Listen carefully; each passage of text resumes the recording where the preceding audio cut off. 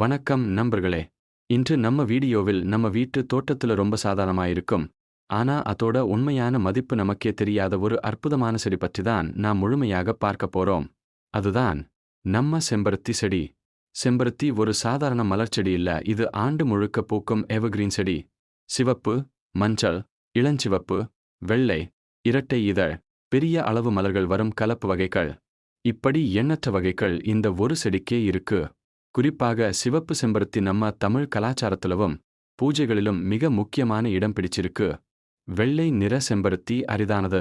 கலப்பு வகைகளில் பெரிய பெரிய மலர்கள் வர்றது ஒரு பெரிய அழகாக்கும். இந்த செடிக்கே ஏன் இவ்வளவு முக்கியத்துவம் தெரியுமா? இது ஒரு சக்தி வாய்ந்த மூலிகை.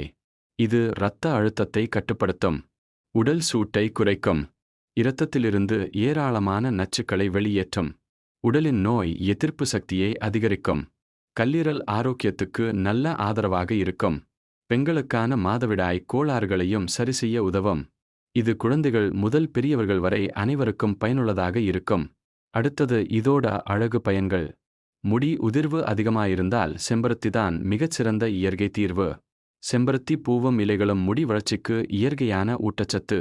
புதிய முடி அதிகமா வர உதவும், முடியில் உள்ள பொடுகை குறைக்கும், முடியை மென்மையாகவும் ஒளி வீசுமாறு மாற்றும், இயற்கை கண்டிஷனர் மாதிரி வேலை செய்கிறது. தோலுக்கும் இது ஒரு பெரும் வரப்பிரசாதம்.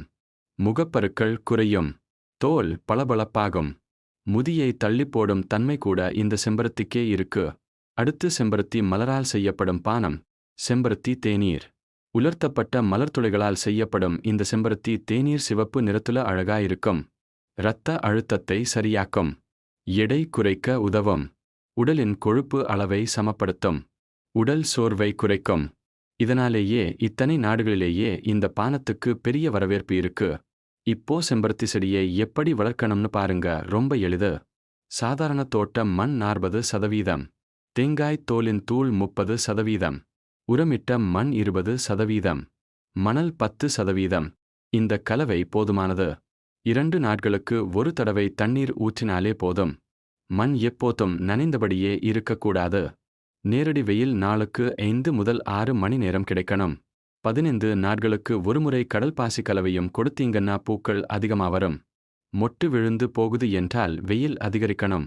வெள்ளை பூச்சி இருந்தால் வேப்பெண்ணெய் தெளித்தாலே போதும். செம்பருத்தி பூ எதற்கெல்லாம் பயன்படுத்தப்படுது தெரியுமா? பூஜை, அலங்காரம், முடி எண்ணெய், கடைசியில் பயன்படுத்தப்படும் மூலிகை பொடி, ஷாம்பு, முகப்பேக், தேநீர், இப்படி எண்ணற்ற பயன்பாடுகள். இதனால இதுக்கு சந்தையிலும் நல்ல மதிப்பு இருக்கு. செடியின் விலையை பார்க்கும்போது சாதாரண வகைகள் 20 முதல் 60 ரூபாய் வரை, இரட்டை இதழ் வகை 80 முதல் 150 ரூபாய் வரை, கலப்பு வகைகள் 150 முதல் 300 ரூபாய் வரை, அரிதான வெள்ளை வகை 250 முதல் 600 ரூபாய் வரை செல்லும். மலர்களின் சந்தை விலையும் 1 கிலோக்கு 80 முதல் 200 ரூபாய் வரை இருக்கும்.